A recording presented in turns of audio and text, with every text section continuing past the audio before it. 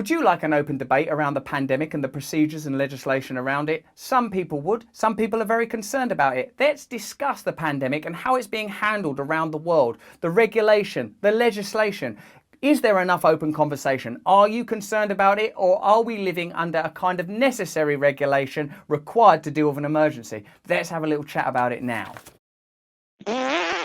Over 100 doctors and health professionals have signed an open letter to the Prime Minister calling for an open and proper scientific debate about the pandemic policy, arguing COVID restrictions are based on flawed assumptions. With something as novel as this pandemic, as unique and as recent, it's likely that there is room for change. Anything as profound as this, anything as impactful as this, is going to have various ancillaries and projections and tangents that need constant examination, constant conversation, constant adjustment. Do you remember at the beginning, masks, no masks, various distances? This is something where we need to be adaptable, where we need to be open. To fundamentally alter society in radical ways without meaningful conversation, I think is a dangerous idea, and so do the people that wrote this letter. 133 doctors, nurses, psychiatrists, paramedics and midwives signed the letter released today, which states that despite a complete lack of widespread approval among health professionals of the pandemic policies,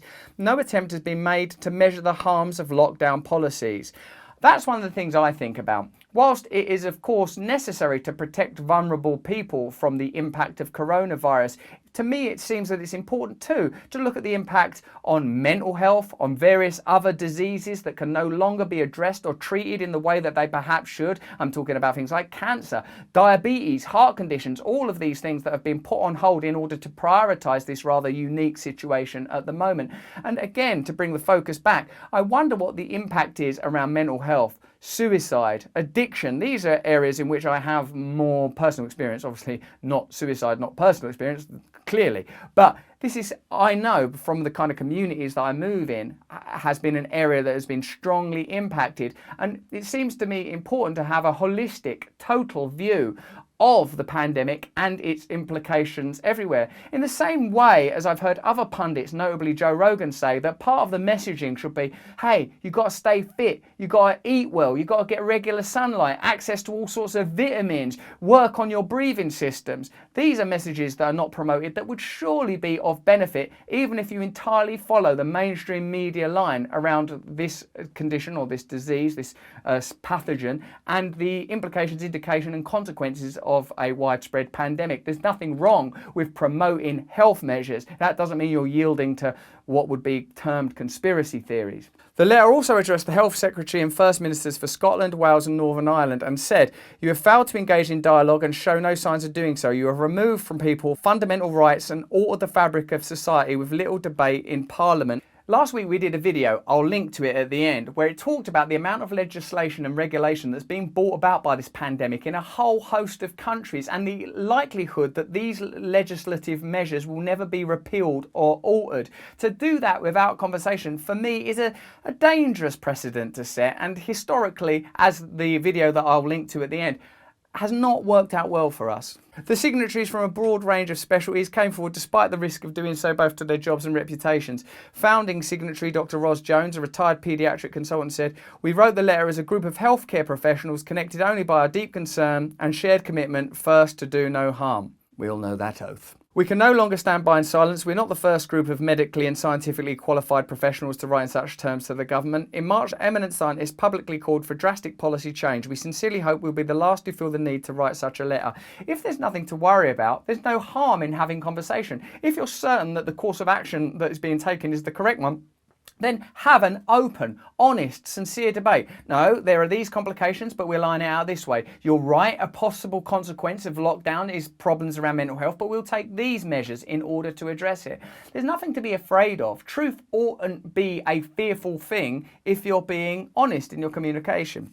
Dr. Alan Mordew, another founding signatory, said, "To move forward now, our governments urgently need to facilitate a wider and open debate within the medical and scientific community for the short term as we lift restrictions, and the longer term to improve how we manage winter respiratory viruses and pandemics in the future."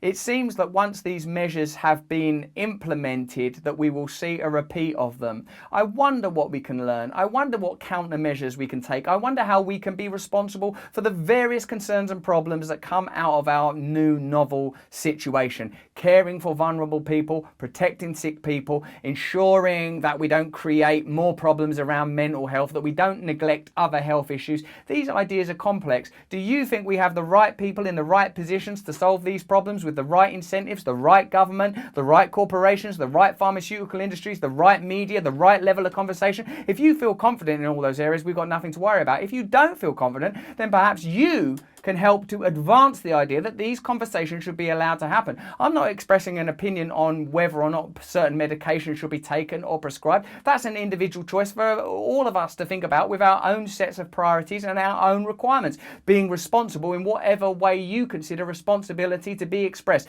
But the exclusion, preclusion, prevention of conversation is never a positive thing. It's a dangerous thing. Concerns voiced in the letter include accusations that no minister responsible for policy has engaged in open and full discussion of alternative ways of managing the pandemic, despite being aware of other medical and scientific viewpoints. It adds the pandemic response policies have caused significant, permanent and unnecessary harm to the UK and must never be repeated.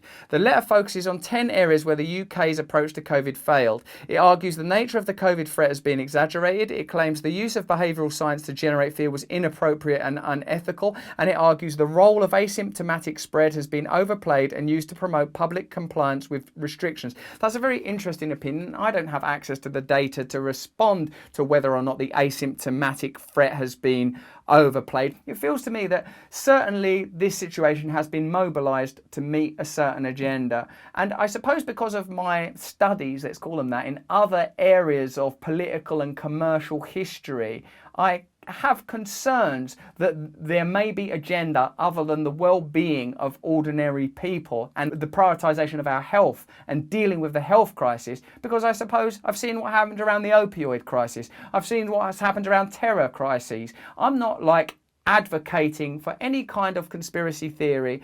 All I'm saying is that when conversation is shut down and censorship is deployed, that doesn't make me feel comfortable. And as loads of you will be saying, when you cut out a man's tongue, it doesn't show that he's lying. It just means that you're afraid of what he's going to say. I'm fudging that real bad, aren't I? But it's the George R. Martin thing. Put it in the comments below. Finally, it states that restrictions have been imposed with an over-reliance on modelling data while ignoring real-world data. Well, that's a consistent problem. All of us know that we live in models of reality rather than a fundamental reality because of the nature of language and the way that exchange takes place. None of us have access to essence other than our personal experience of our own consciousness. If we live in fabricated realities that are designed to meet the agenda of the interests of certain sets of individuals and institutions, it's likely that the biases will drag us so far off course from what is best for all of us that before long we'll be living in an entirely fabricated reality, beneficial to a few people, not beneficial to the collective, not beneficial to most of us as individuals, no matter how varying our individual opinions might be.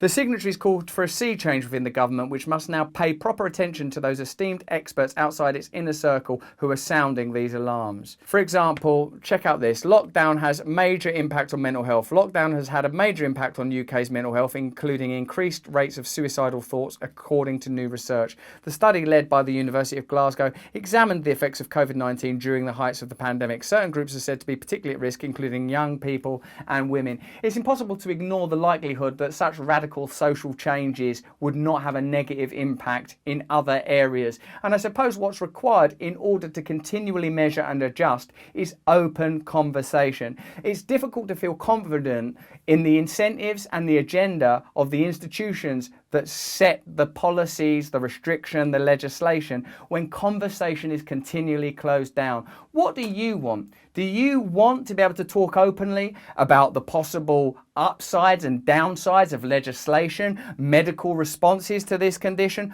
Or are you happy with the way that the governments of the world are rolling out these measures and prohibiting what I would call moderate, open conversation and debate? Let me know what you think in the comments below. Give this video a like if you liked it. Have a listen to my podcast over on Luminary. I do 2 a week over there. And if you need to meditate now or focus on your own personal well-being, which I think is necessary at this time, have a look at my side channel, Awakening. And the video I told you about earlier in this one, have a look at that here. It goes into serious depth. Remember to sign up onto my mailing list at russellbrand.com so I can communicate directly with you. But most of all, stay free. And remember, you know what has to be done if we are to be free.